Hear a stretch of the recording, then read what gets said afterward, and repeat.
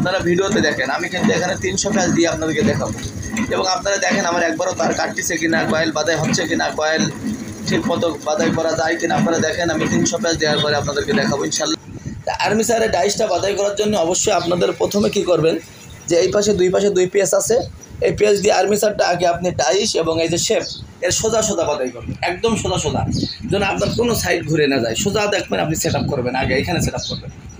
এবং আমরা যে উপরে লিখে রাখছি ডাইসের, দেখেন এখানে এই যে ফাইবারের উপরে উপর লেখা আছে, এই উপরটা সবসময় উপরে দেবেন আর নিচেরটা নিচে দেবেন।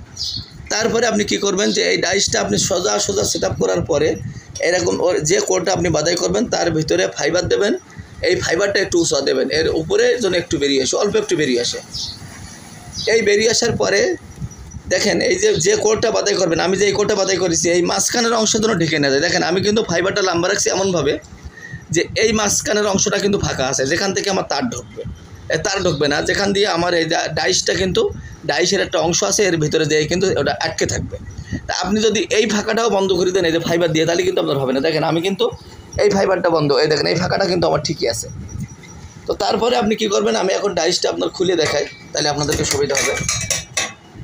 এই যে এই ধরেন ডাইস, সবসময় ধরেন আপনি যখন ডাইসটা বাদাই করবেন, এই যে এই ডাইসের যে জিপটা আছে দেখেন, এর ভিতরে একটা জিপ আছে, এই জিপটা কিন্তু অবশ্যই এই কোডের ভিতরে ঢুকাই দেবেন, যে কোডটা বাদাই করবেন তার মাঝখানে ঢুকাই দেবেন। আর এই 2 ফাইবার কিন্তু এই কালো ফাইবারের মাঝখানে দিবেন।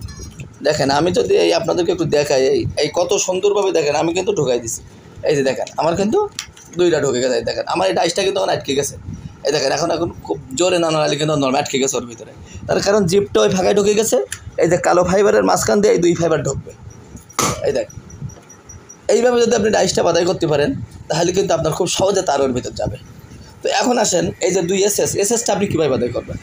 এই এসএসটা নিয়ম হলো যে আমি এখন ডাইসটা খুলে দিয়ে আপনাদেরকে এটা দেখাই। এই দেখেন আমাদের কিন্তু এই যে ফাঁকা, এই ফাঁকা দিয়ে কিন্তু তার যাবে, এই যে 2 ফাঁকা দিয়ে তার যাবে। আপনারা ভালোভাবে দেখবেন, উঁচু করে দেখেন, এই ফাঁকাতে কিন্তু তারটা যাবে, এই যে এই ফাইবারের এই ফাঁকা দিয়ে তারটা যাবে। সবসময়ের জন্য আপনারা কী করবেন, এই যে এইটা উপরেরটা আপনারা একদম এই যে ফাঁকা দিয়ে তার যাবে এই ফাঁকার একদম গা বরাবর, যেন কোনো রকম এই আর্মেচারের কোনা বেরোই না থাকে। এই অংশ উপরের অংশ, এই যে আপনার এসএসটা উপরের এসএসটা এই উপরের অংশের গায়ে এবং নিচের এসএসটা এই নিচের অংশের গায়ে আপনার আটকে রাখবেন। যদি তাই আটকে রাখেন তাহলে আপনার এই ফাঁকা দিয়ে খুব সহজে কিন্তু তারটা ঢুকবে। আপনারা অনেক সময় এই উপরের এসএস বা নিচের এসএস একটু বেশি উপরে বা নিচে রাখার কারণে এই তারটা কিন্তু এই কর্নারে বেঁধে যায়, যখন এর ভিতরে ঢুকবে তখন কিন্তু এই কর্নারে বেঁধে যাবে।